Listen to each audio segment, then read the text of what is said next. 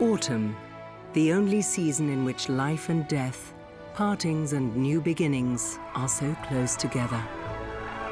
A time for goodbyes. The world is preparing for the cold season. For the last time this year, nature offers up its bounty. A plentiful abundance of food that the animals need urgently now. As winter, with all its hardships, lurks just around the corner. But before it finally arrives, nature puts on its most colorful show. And a race against time begins, now in autumn.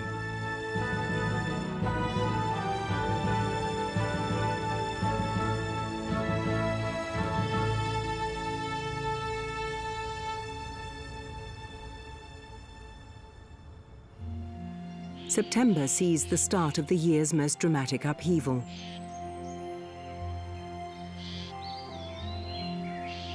It's not always obvious, though. Warm temperatures and sunny days often feel like it's still summer.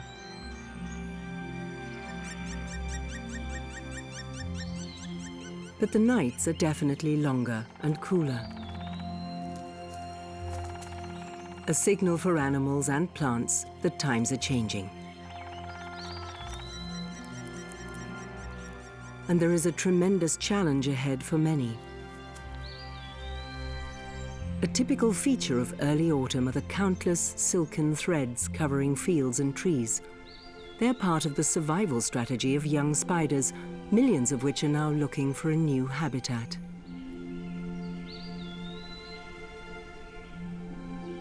Each spider produces a gossamer flight thread. This enables it to travel for up to hundreds of kilometers, driven by the wind. Only a few will survive the journey to prepare for winter in their new quarters. For the red deer, it's a time fraught with urgency, greedy feasting to build up fat reserves, growing a thicker coat, rutting, and all within a few weeks. This means that the mating season in September requires full attention, especially from the dominant stag. He has to keep his harem together and intimidates his rivals loudly.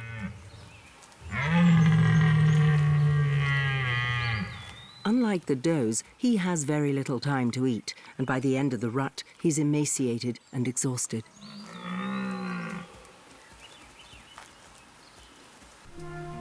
A myriad insects use the good early autumn weather for a last procreation drive to secure future generations. Some wetlands now become the stage for an important event.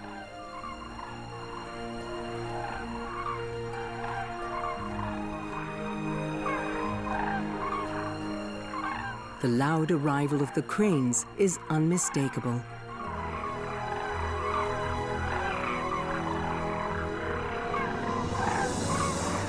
They have had to leave their breeding grounds in the far north of Europe. Cold and darkness have already arrived there, and they can no longer find food. On their way south, they take a long break in Germany before flying on to southern Europe and North Africa in late autumn.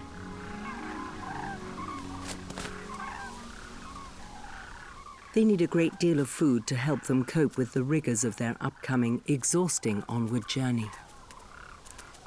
And the harvested fields around their resting places are especially good hunting grounds. Mice, frogs, grains, or plant roots, cranes aren't picky, they just want to fill their stomachs.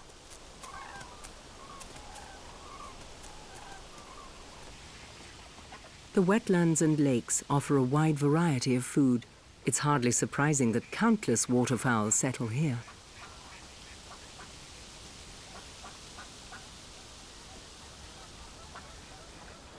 Large or small, young and old, vegetarian or fish-eating, there's something for everyone here. It's an ideal place to rear chicks and teach them how to forage for themselves.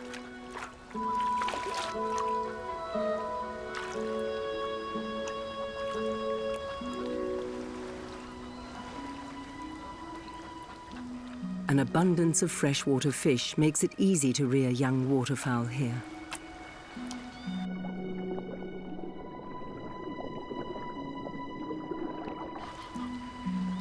They generally become independent around the start of autumn. This young great-crested grebe hasn't been on its own for long, but it's already learned how to catch fish, and also knows that it has to swallow them head first, or else the spiny fins get stuck. And the size has to be right too, or the fish won't fit down its gullet. You see? There you go.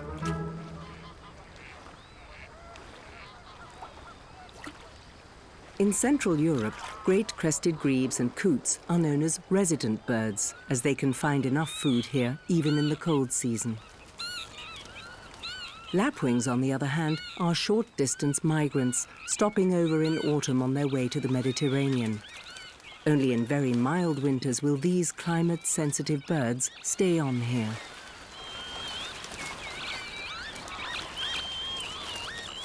They prefer wet landscapes, such as water's edges or bogs, places where there are plenty of insects, their staple diet.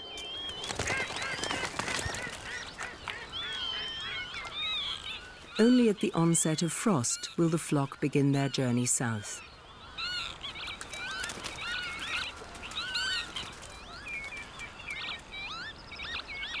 Grey geese are actually also migratory birds, but since winters have been getting milder, many of them spend it in Germany. Stay or leave? There are still a few weeks to go before they have to decide.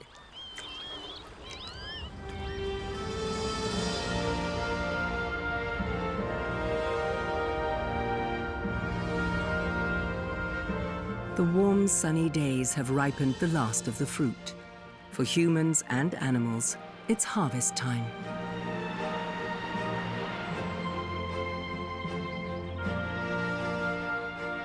Grapes are true sun lovers. They soak up every ray of warmth so they can reach their optimum sweetness.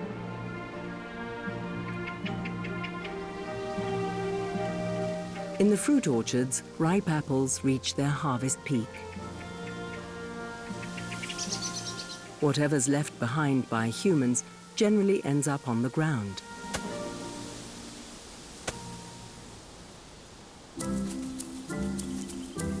Hedgehogs are more interested in insects, snails, and earthworms.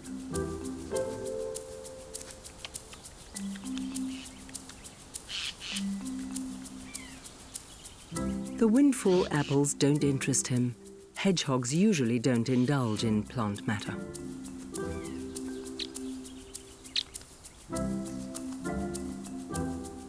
Unlike the mouse, it gorges on as much fresh fruit as possible. It will spend most of the winter months below ground, where the only food will be stores of grain and dry plant roots.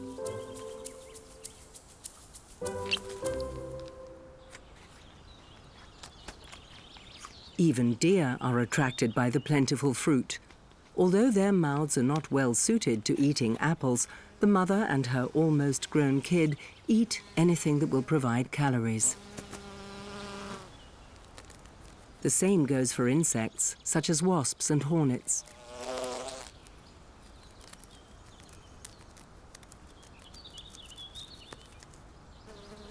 The fermenting fruit serves as a kind of filling station. The carbohydrates are the fuel that gives them strength. The intensely sweet aroma attracts them in droves.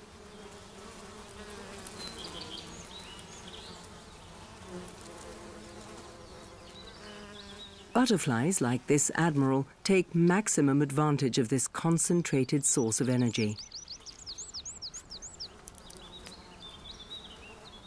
They need reserves for their forthcoming journey to their winter quarters in the south. Not all admirals will take on this long flight. Some also seek out a place in Central Europe to spend the winter.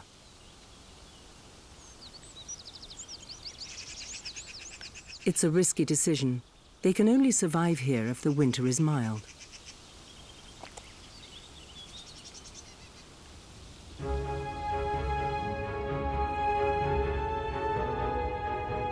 Harvest time in the mixed forests begins in late September. The beech trees are heavy with large quantities of nutritious, ripe nuts.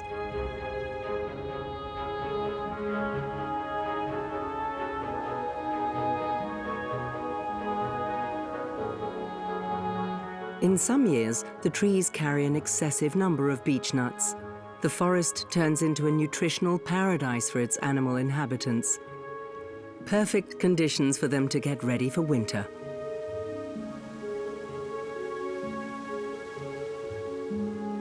This intensive fruiting only occurs every few years and produces a vast number of seeds.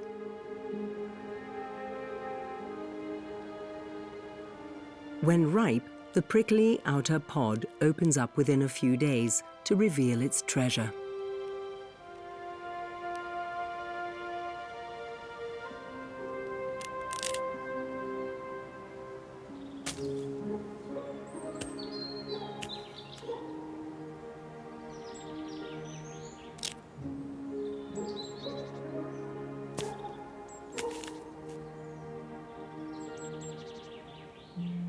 The little beech nuts consist of around 40% fat, high-calorie nourishment, especially for rodents and birds. The long-awaited forest fruit buffet is open. And the great feast can begin. The squirrel prefers its beech nuts fresh from the tree. It extracts the nut deftly from its shell.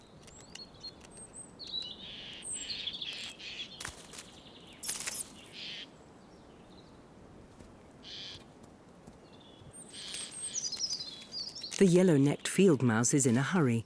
Its pantry has to be well stocked for the coming winter.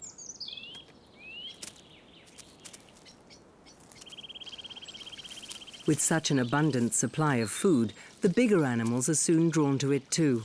Even deer fortify themselves with the tree's rich bounty.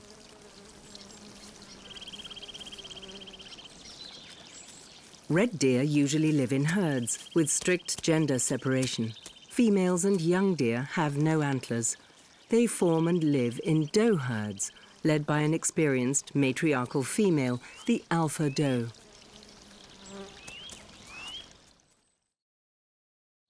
Now in September, they're joined by the stags. But only the strongest, the dominant male, stays with the does and may mate with them. Despite the rutting season, the animals must still feed themselves up to create fat reserves for winter. A doe eats around 20 kilograms of food a day, which it ruminates. She regurgitates the coarsely chewed food from her rumen, chews and swallows it again. Several times. Only finely processed food pulp reaches the stomach, where it's then digested. The doe needs her strength as she's still suckling her young, all being well until the following year.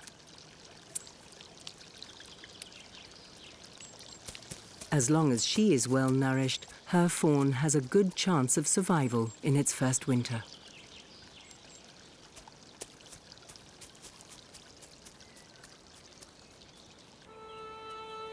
The same goes for the doe and her fawn in the orchard.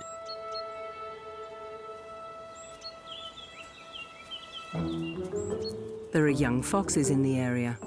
They could pose a danger.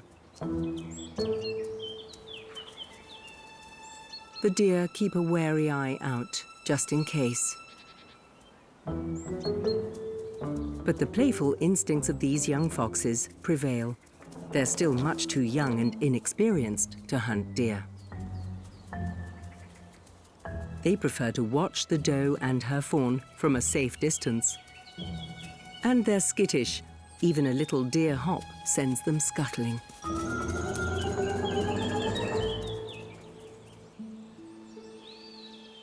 In September, nature becomes a veritable horn of plenty. Oak trees also have intensive fruiting years. The large quantity of fruit ensures that enough seeds can germinate in the ground and that not everything is consumed beforehand by greedy animals.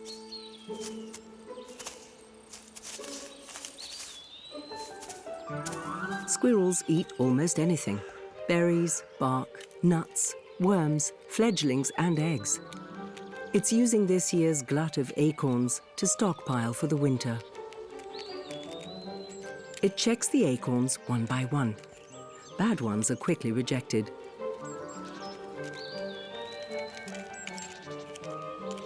Acorns are rich in carbohydrates and proteins, little power packs lying around waiting to be gathered.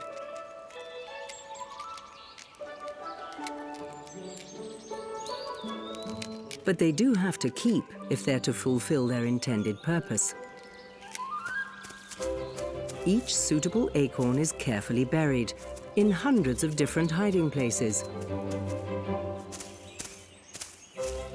Supplies for the cold period, because the squirrel goes into hibernation, waking up from time to time to eat. Its good sense of smell helps it find the hidden acorns again. But some of them it forgets. These then germinate, making the squirrel one of the forest's most important tree planters.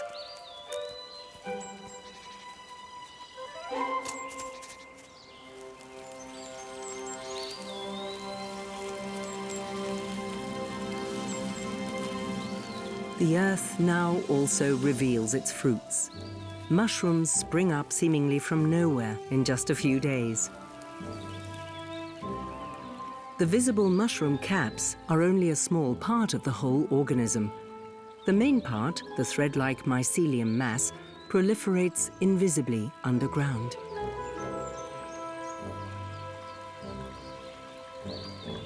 Fungi love moisture and rain, and there's an increase in both as September advances. From October onwards, autumn often has a fickle face. Low-pressure areas spread out across the country, bringing rainfall and even storms.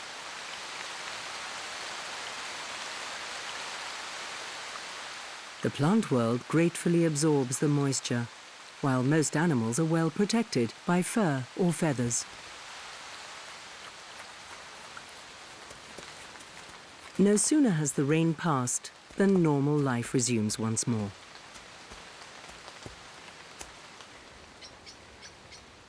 The damp forest floor is ideal for mushrooms, as well as slugs.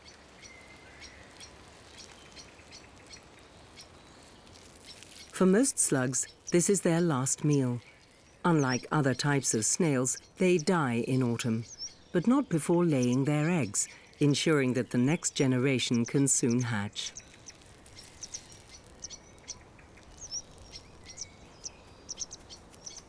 Hibernators, such as this hedgehog, really have to get a move on now. Before it hides away in its nest at the end of November, it also needs sufficient fat reserves to ensure survival during the long winter. And protein-rich slugs come in handy. There are only another couple of weeks left for the hedgehog to hunt the smaller forest creatures.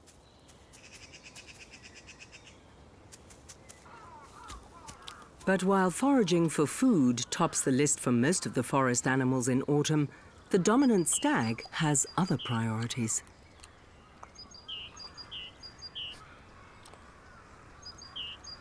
He repeatedly checks whether a female is ready to mate. As imposing as he may appear, he's not the head of the doe herd. He's more of a tolerated suitor who has beaten the competition.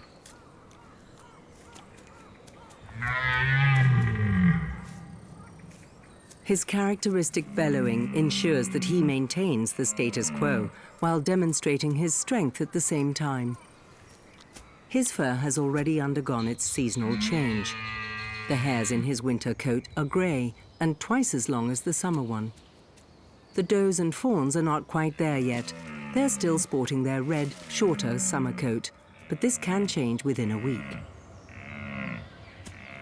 Eating is at least as important for them as mating, especially with tempting, nutritious chestnuts hanging low on the trees. At an impressive 75 decibels, as loud as a car engine, the stag's bellowing echoes throughout the forest. His tireless campaigning and skirmishing lasts for up to 6 weeks. A double burden that only the strongest can endure.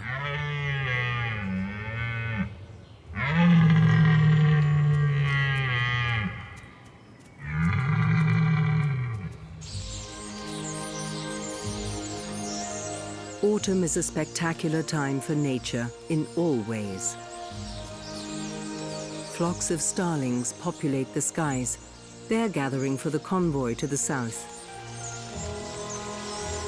They seek out places in the reeds to sleep where they'll be safe from their enemies at night. Starlings stay in the protection of their murmuration. These number hundreds and sometimes even thousands of birds. The cranes also move from their daytime feeding grounds to the marshlands every evening. They fly in V-shaped formations, with the leader changing regularly. This saves energy, especially over long distances.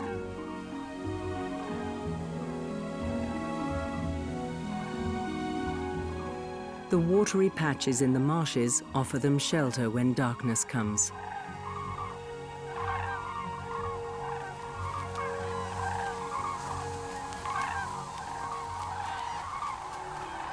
The famous crane dance doesn't only happen during the spring mating season. In other seasons, it also serves to confirm their togetherness. Cranes usually mate for life.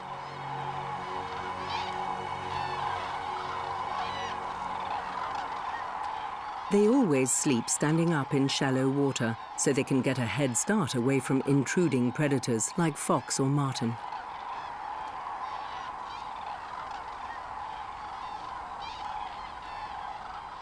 The transition to autumn is usually gradual and goes largely unnoticed by humans at first. But sometimes the change of seasons is sudden, almost overnight.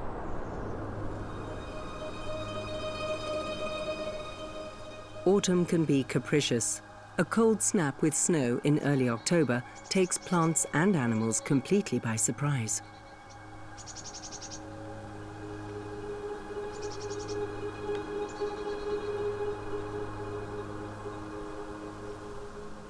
Their final winter preparations now have to be speeded up.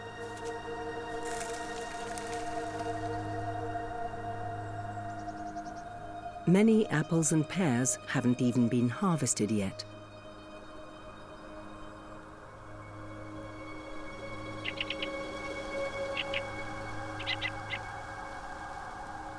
An early winter onset like this is rare and creates additional stress for the orchard dwellers.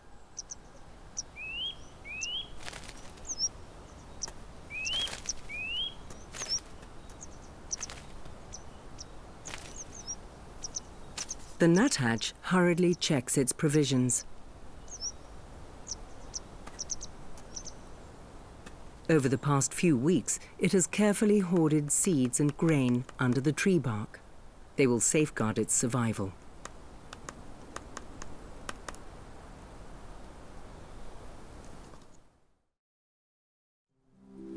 The snowfall stops as quickly as it began.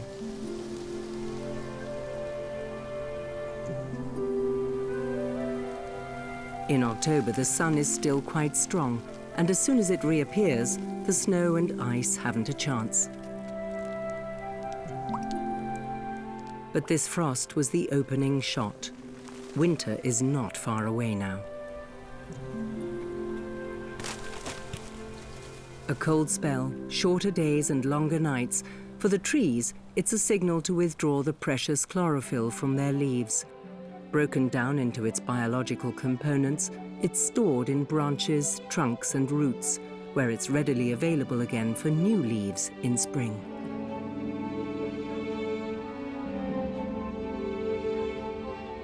With the green gone, other colors appear in the leaves.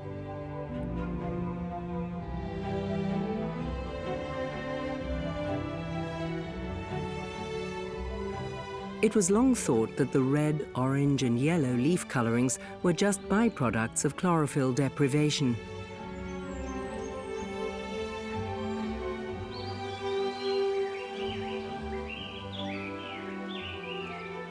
But energy is still produced by photosynthesis in the colorful leaves, although in smaller quantities.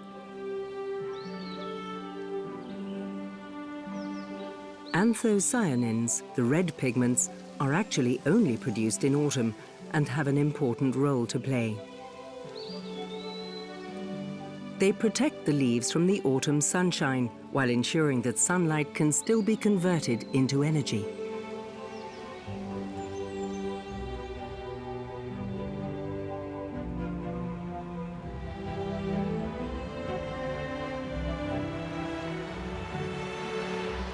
Depending on the type of tree and its location, the color spectrum of its leaves can vary enormously.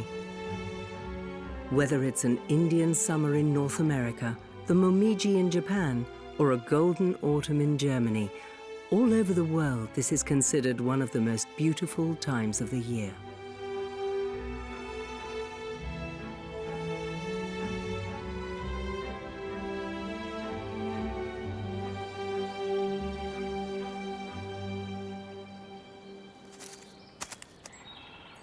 In the forests, meanwhile, the squirrel is still stockpiling feverishly. Although there's enough food for everyone, as a loner, it will not tolerate competition and energetically defends its territory.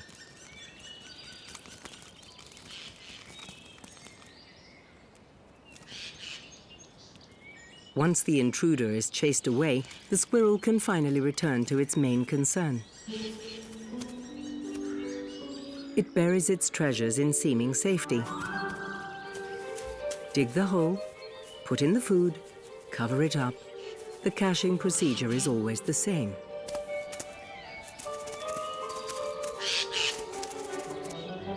But its activities are being keenly observed.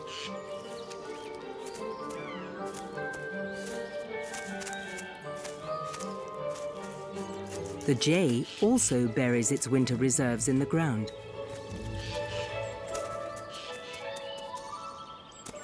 Perhaps that's why it's so interested.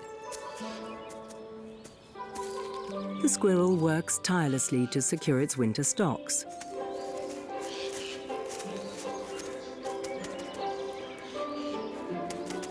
But this hiding place is not safe at all. The jay has been watching and steals the treasure. An easy job for the thief, it appears.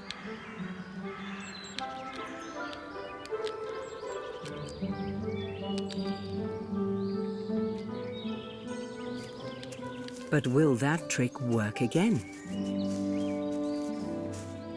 The unsuspecting squirrel carries on storing.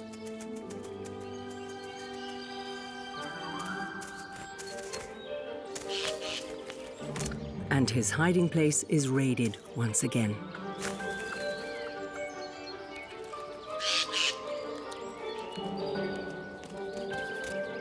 Has the industrious collector really not noticed anything? The beneficiary could carry on like this all day. But squirrels are smart. This time, it takes the acorn it's just buried back out of the hole. Unobserved by the jay that's planning to rob the alleged food stash using the usual method. But not this time. The cache is empty.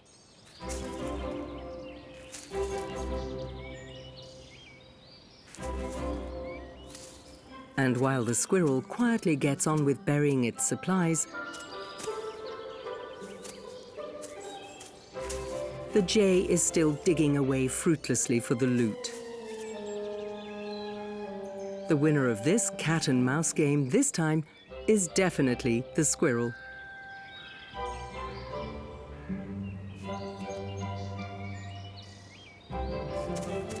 And the thief ends up empty-handed.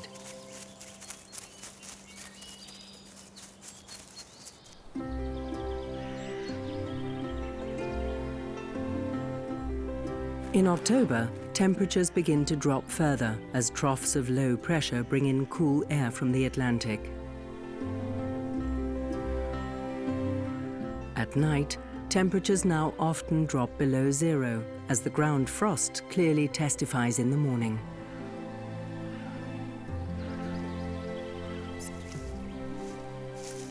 In this colder weather, the mouse now seldom leaves its padded underground nest.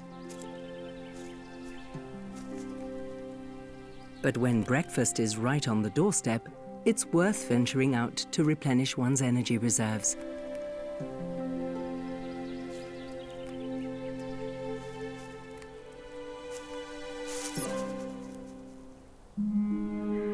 The cold, damp nights are accompanied by skeins of fog, a sure sign that autumn has finally arrived. The fog gathers on the ground, rising as the air warms up. In the cool autumn weather conditions, the moisture in the air condenses on spiders' webs, the perfect way to display nature's transient works of art.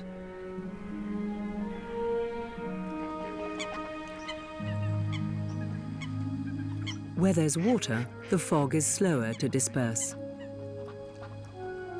The grey heron targets fish in shallower waters.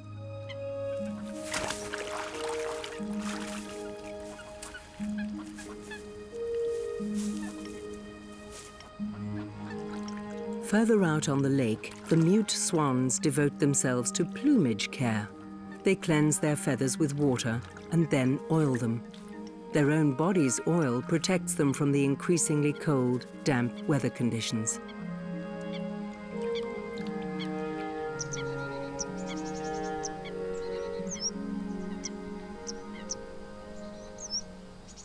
In the reeds, a blue tit goes hunting for insect larvae that have hidden away in the hollow reed stalks to hibernate.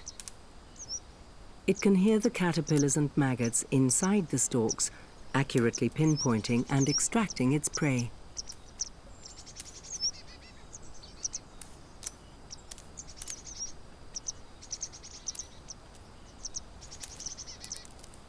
Bearded tits also mainly eat insects, at least most of the year. But in autumn, when large quantities of seeds are ripe, they'll switch to grain as a source of food.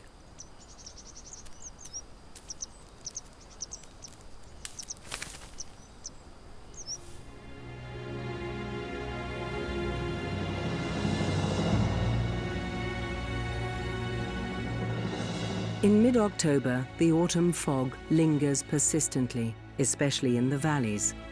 Atmospheric inversions can cause a thick sea of cloud.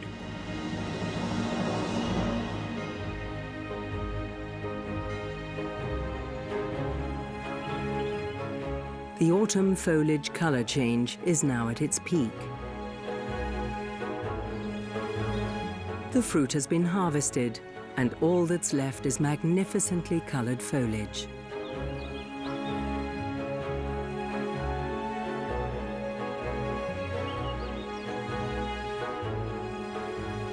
There's a final blaze of color before the leaves fall.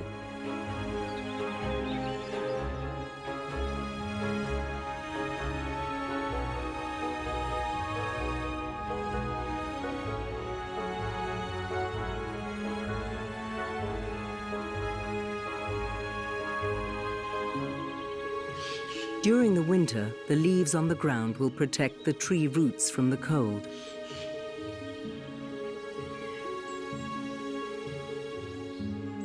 Although it's a radiant farewell to life, it's also a time of great splendor and opulence.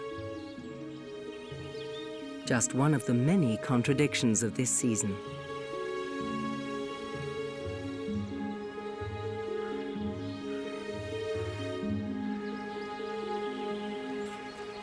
The heady excitement of the rut is over, as is the eating frenzy. Only the mushrooms benefit from the increasingly wet weather.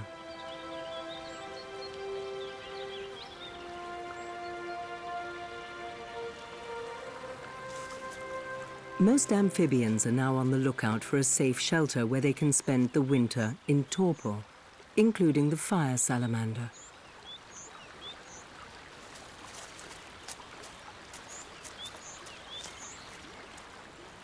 It finally finds what it's been looking for in a burrow.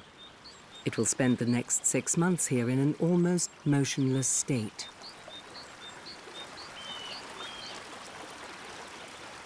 It is noticeably colder, and by the end of October, leaves begin to collect on the banks of the forest stream.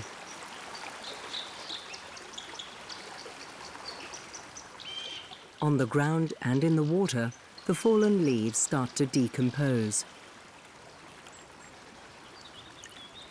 The dipper has an easy time of it now. It doesn't even have to dive. It simply picks the insects off the leaves and grasses.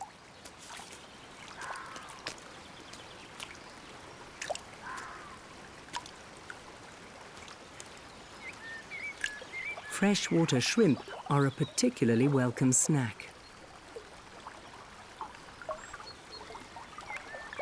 They live off the leaves that the trees are now discarding in large numbers. The piles of leaves provide an ideal habitat for the little crustacea, hideaway and food source in one.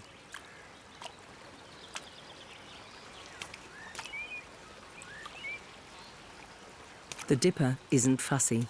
It will even eat centipedes. It merely wipes off the poison they secrete on its feathers.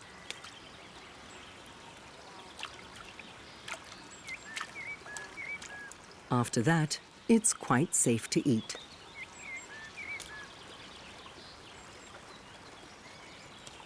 These paradisiacal conditions for the dipper don't last long. Once the autumn leaves have rotted and sunk, it has to dive back into the icy water.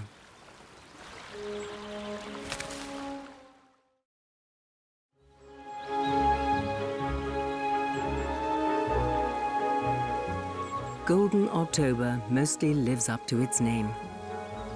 Beech and oak leaves remain on the trees for a long time, forming a protective roof for a while. But the autumn resplendence is coming to an end, and the golden splendor will soon fall to the ground.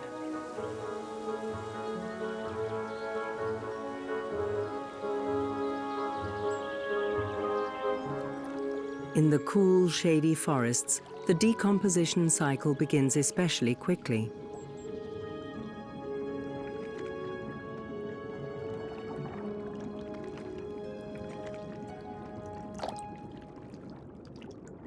Underwater, it's now even darker and colder. It's the last chance for the trout to stuff themselves with food. They also need fat reserves because they will spend the winter at the bottom of the lake in a kind of torpor.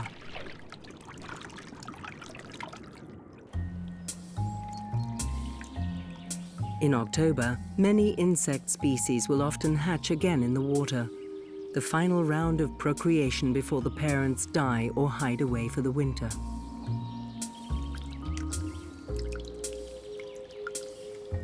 These clumsy young insects are now easy prey.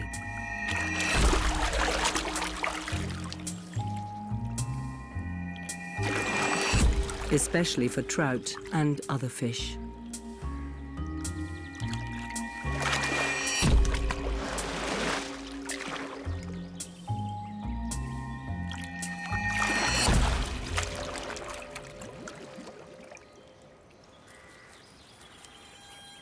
Dragonflies and countless other insects lay their eggs in water to ensure the continued existence of their species.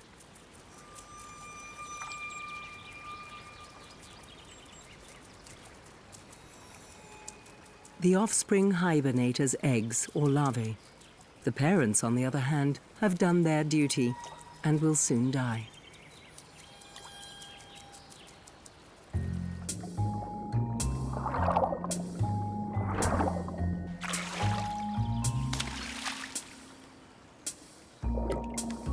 Both underwater and on the surface, it's now a race against time. Everyone is trying to prepare for the encroaching winter.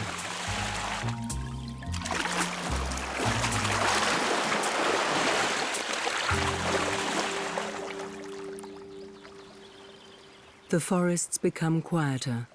As it advances, autumn brings with it the cold.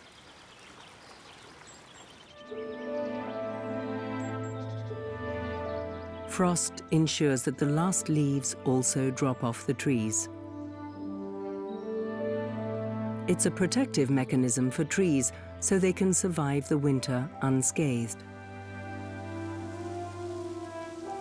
Water evaporates through their leaves, up to as much as 300 litres per tree every day in the summer. In winter, this kind of moisture loss through the leaves would be fatal because much of the rain that falls freezes or remains as snow, so it can no longer seep into the ground to the tree's roots. If they were still losing moisture through their leaves, the trees would die of lack of water.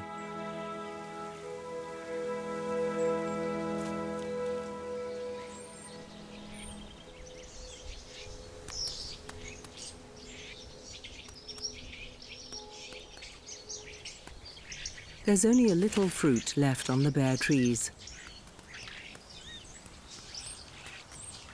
And it attracts hungry takers. Migrating birds such as the starlings feast on the sweet fruit, stocking up on energy for their flight southwards.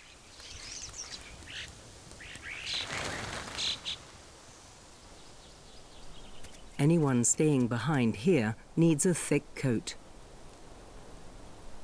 The roe deer have now grown their winter coat. Instead of reddish, it's greyish-brown and denser. The individual hairs are hollow, with the air trapped inside, creating a padded, warm insulation. So the deer are protected from the cold, and autumn's bounty means they're well fed. Ideal conditions for the oncoming cold season. While many bird species leave Germany at the end of autumn, this is when others arrive.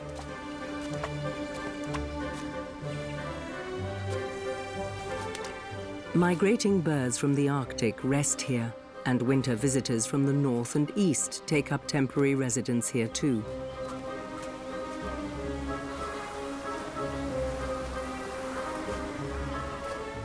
Wetlands and lakes that don't freeze over entirely in winter provide them with a perfect winter habitat. Whole groups of goosander families descend on the area, attracted by the rich fish supply.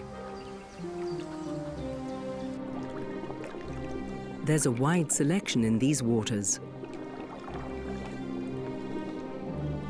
The small fish that populate the shallow waters on warm autumn days are just the right size for the goosanders.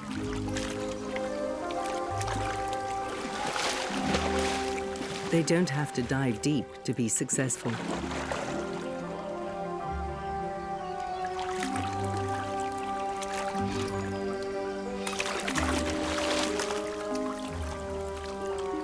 The goosander's long curved beak has serrations that enable it to hold its slippery prey so it can be swallowed efficiently.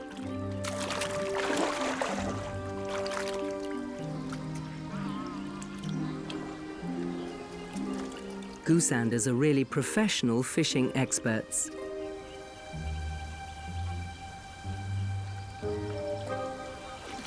Mallards, on the other hand, don't care much for fish. Their preferred diet consists of smaller aquatic creatures and plants. They can usually reach them easily from the water's surface. Diving ducks, on the other hand, are a less common sight. But when the fish are within such easy reach, they'll also hunt underwater.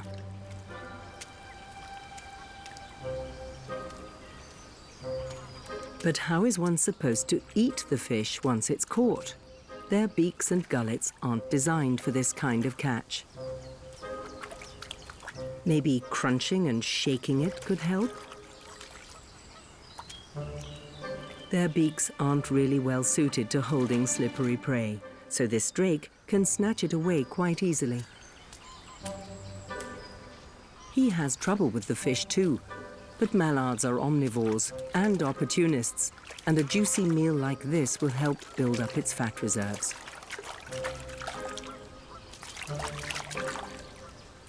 In winter, the fish will retreat to deeper waters that won't freeze over so easily. The grey heron mostly hunts from the shore.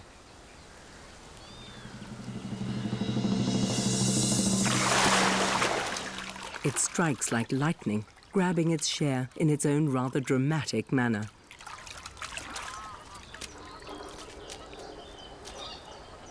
Most grey herons stay on in Germany through the winter, foraging in the fields and forests.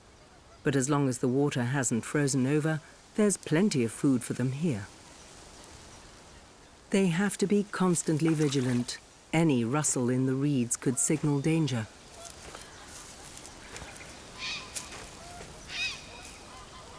In the middle of the lake, the heron has no need to fear.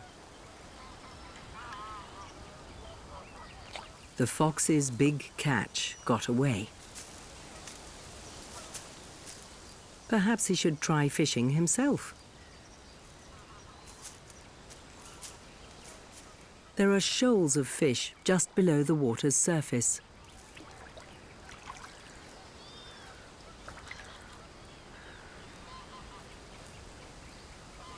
But fishing really isn't one of his strengths.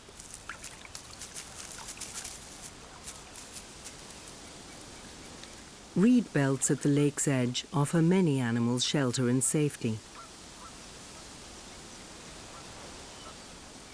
Almost everywhere else, all is bare by early November. Other than human beings, wild boars have no natural enemies in Central Europe. A thicket at the edge of the forest offers them a good lair. They're already wearing their bristly, dark winter coat that's designed to protect them from the cold. Unlike the deer's coat, it's the air between the bristles that creates the insulation which keeps them warm. Boars also benefit in heavily fruit-laden years.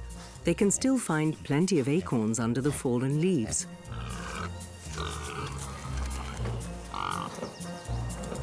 As omnivores, they can adapt to widely varying conditions.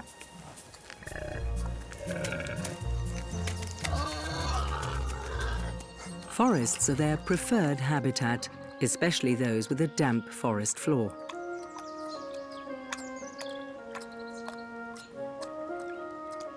They can slake their thirst in little ponds.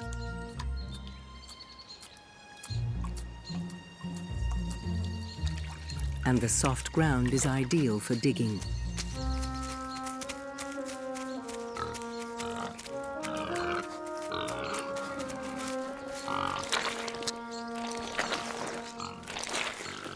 The damp mud contains an additional source of food for them, including insects, worms, and slugs.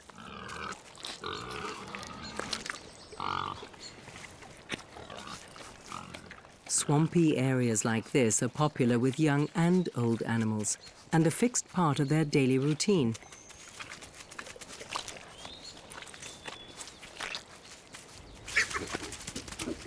A lengthy nap in a wallow puddle is an essential factor for any wild boar wellness program.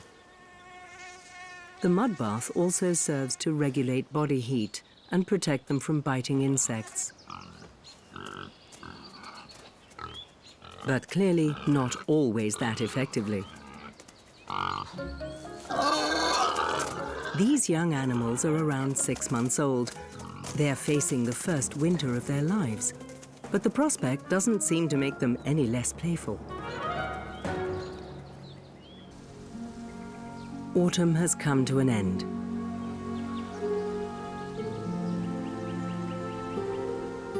Nature has made its final preparations, and the animals' hectic activity gradually gives way to a suspenseful calm. It's a time for farewells, farewell to warmth and an abundance of food.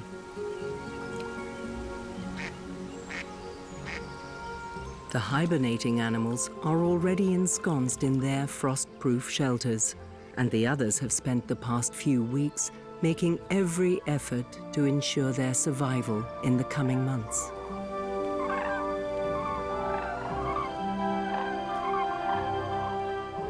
Well-nourished, the cranes are ready for the next long leg of their journey. They are the last to depart from the now bare terrain and head south, leaving behind them a landscape now ready for the onslaught of winter.